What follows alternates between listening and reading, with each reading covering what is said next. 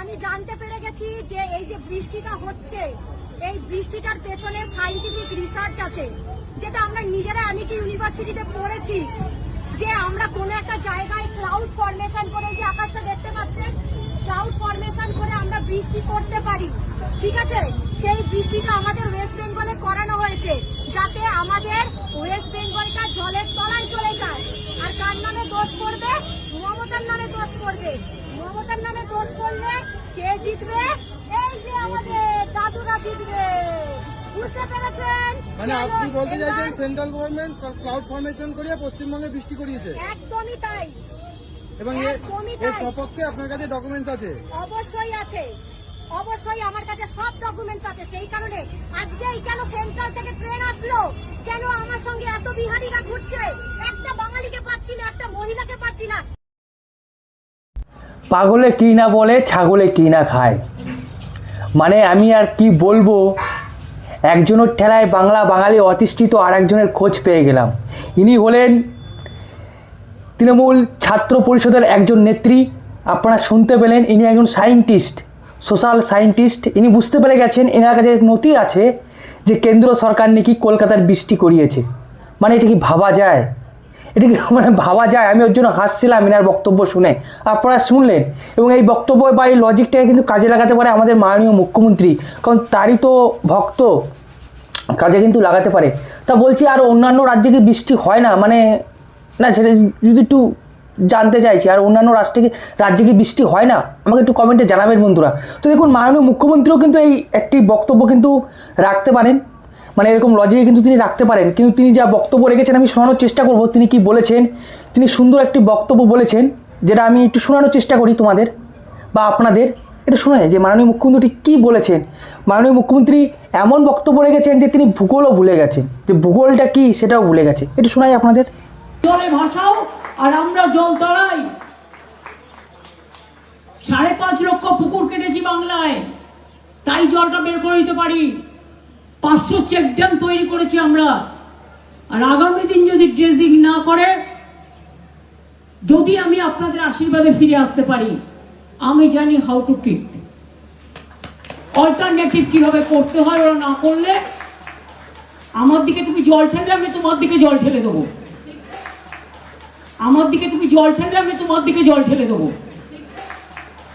আমার দিকে তুমি জল ঠেললে আমি তোমার দিকে জল ঠেলে দেবো। তো শুনলেন মাননীয় মুখ্যমন্ত্রী মমতা বন্দ্যোপাধ্যায় তিনি কি বললেন। তিনি ভূগোলই ভুলে গেছেন, যেটা ভূগোল সেটাই ভুলে গেছেন।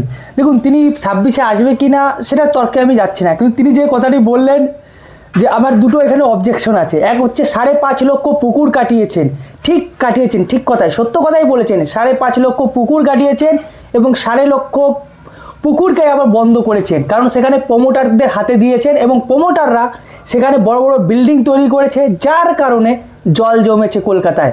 এত বৃষ্টি হলো সবাই বলছে, কিন্তু জলটা জমলো কেন সেটার কথা কেউ বলছে না। যে 11 জন মারা গেল, সেই 11 জন কী করে মরলো সেটার কথা কেউ বলছে না। 11 জন কি ওই জলে ডুবে মরেছে?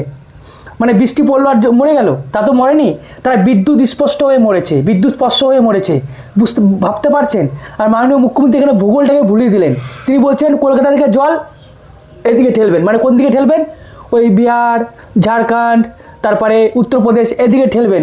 তা বলি, মাননীয় মুখ্যমন্ত্রী আপনি কি ভূগোল কি ভুলে গেছেন? আচ্ছা, সমুদ্র পৃষ্ঠ থেকে আমাদের পশ্চিমবঙ্গ ঠিক কতটা উঁচু একটু আমাকে কমেন্টে জানাবেন। আর সমুদ্র পৃষ্ঠ থেকে বিহার, ঝাড়খণ্ড এবং এই উত্তরপ্রদেশ ঠিক কতটা উঁচুতে আছে, এবং জল কোন দিকে যায় আমাকে একটু কমেন্টে জানাবেন বন্ধুরা। আমি এই প্রথম শুনলাম মাননীয় মুখ্যমন্ত্রীর কাছে যে জল নিচ থেকে উপরে যায়। না, এটা মানে নতুন কিছু শেখার বিষয় আছে। জল নিচ থেকে উপরে উঠাবেন মাননীয় মুখ্যমন্ত্রী। আমরা সাধারণত কি জানি, জল নিচের দিক থেকে উপরের দিক থেকে নিচের দিকে আসে, আর আমাদের কলকাতা হচ্ছে ডাউন। তো যখনই জল ছাড়া হয় গঙ্গার উপর দিয়ে কোথায় যায়? গঙ্গার উপর দিয়ে যায় বঙ্গোপসাগরে, আর না হলে পদ্মার পার দিয়ে চলে যায় বাংলাদেশে।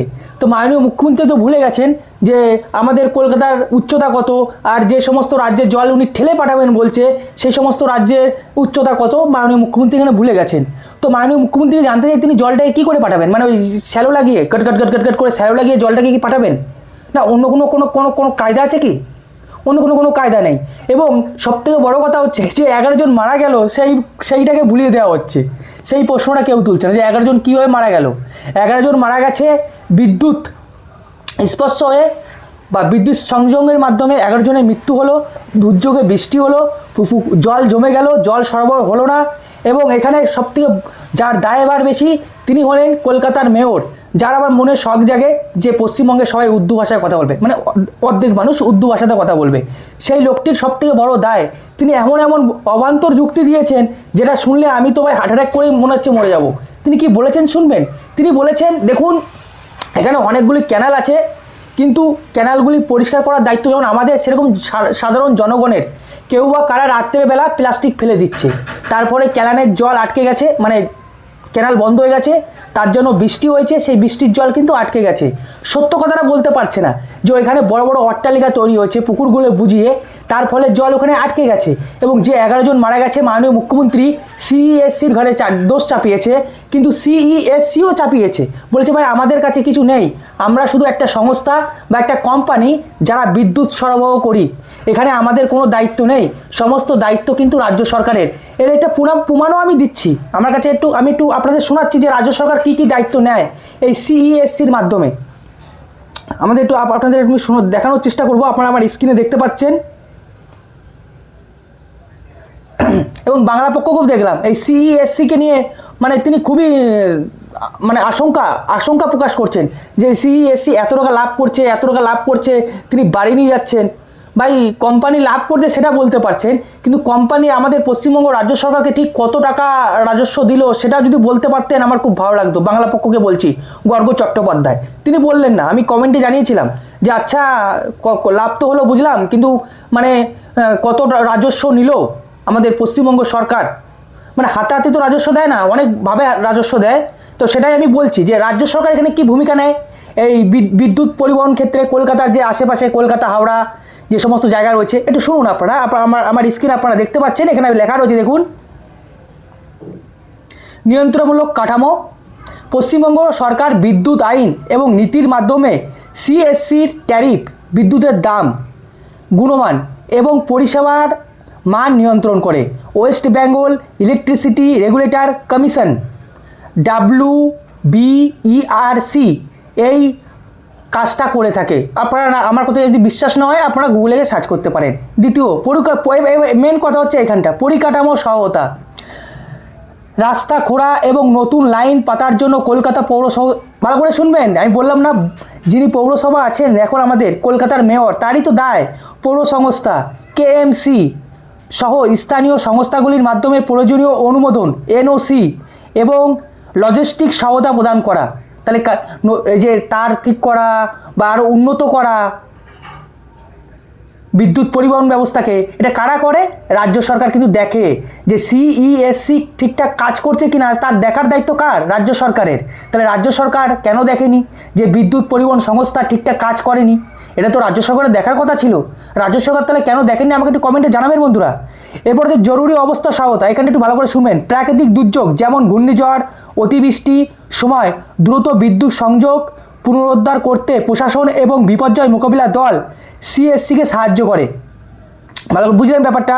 এবার হচ্ছে আইন শৃঙ্খলা এবং জমি সংক্রান্ত সহায়তা, পরিকাঠামো উন্নয়নের জন্য জমি অধিগ্রহণ বা কোনো সমস্যার ক্ষেত্রে প্রশাসনিক ও পুলিশ সহায়তা প্রদান করা। জনস্বার্থে জবাবদিহিতা, বিদ্যুৎ সংক্রান্ত কোনো দুর্ঘটনা বা ত্রুটির ক্ষেত্রে সরকার সিইএসসিকে ক্ষতিপূরণ প্রদান এবং অন্যান্য পদক্ষেপ নিতে অনুরোধ বা নির্দেশ দিতে পারে, বিশেষত জনগণের নিরাপত্তা এবং সুরক্ষার স্বার্থে। তাহলে বুঝতে পারছেন, মানছি সিইএসসি একটি কোম্পানি, সে বিদ্যুৎ পরিবহন করে কলকাতা এবং হাওড়াতে, কিন্তু সে সঠিকভাবে কাজ করছে কিনা সেটা দেখার দায়িত্বে কে আছে?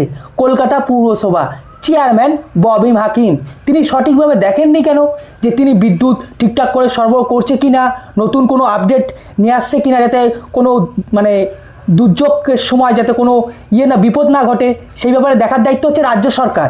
বুঝতে পারছেন তো? যারা ভাবছেন যে সিইএসসি সমস্ত টাকা নিয়ে চলে গেল আর রাজ্য সরকার কিছুই করছে না, মানে কিছুই পেলো না, এটা কিন্তু ভাবার দরকার নেই, কারণ রাজ্য সরকার যথেষ্ট টাকা পায় এই সিইএসসির মাধ্যমে। তো এটা জানানোর দরকার ছিল। এবং আপনারা খুঁজে পেলেন, আমি একটু খুঁজে পেলাম মানে সেই মহান বিজ্ঞানী যিনি বলছেন যে কেন্দ্র সরকার এখানে বৃষ্টি করিয়েছে, তা মানে আমি কি বলবো, আপনারা অবশ্যই কমেন্টে জানান, আমি সমস্ত বুঝিয়ে দিলাম। এর মাননীয় মুখ্যমন্ত্রী ঠিক এই যুক্তিটা দেখবেন কোনো না কোনো বৈঠকে মানে বক্তৃতায় তিনি রাখবেন, এই বক্তৃতা রাখবেন যেভাবে তিনি ভূগোল ভুলিয়ে দিয়েছেন মানুষকে, ঠিক সেইভাবে এই বক্তৃতাও রাখবেন। হলেও হতে পারে কেন্দ্র সরকার মনে হয় বৃষ্টিটি করিয়েছে, বুঝলে, বাংলাকে ছোট করার জন্য, আমাকে অপমান করার জন্য। এই জিনিসটা তিনি করবেন, খুব তাড়াতাড়ি করবেন। আপনারা অবশ্যই কমেন্টে জানান আপনাদের কেমন লাগলো। দেখুন, ভালো থাকুন, সুস্থ থাকুন, রাম রাম, ভারত মাতা কি জয়, বন্দে মাতারাম, জয় শ্রীরাম।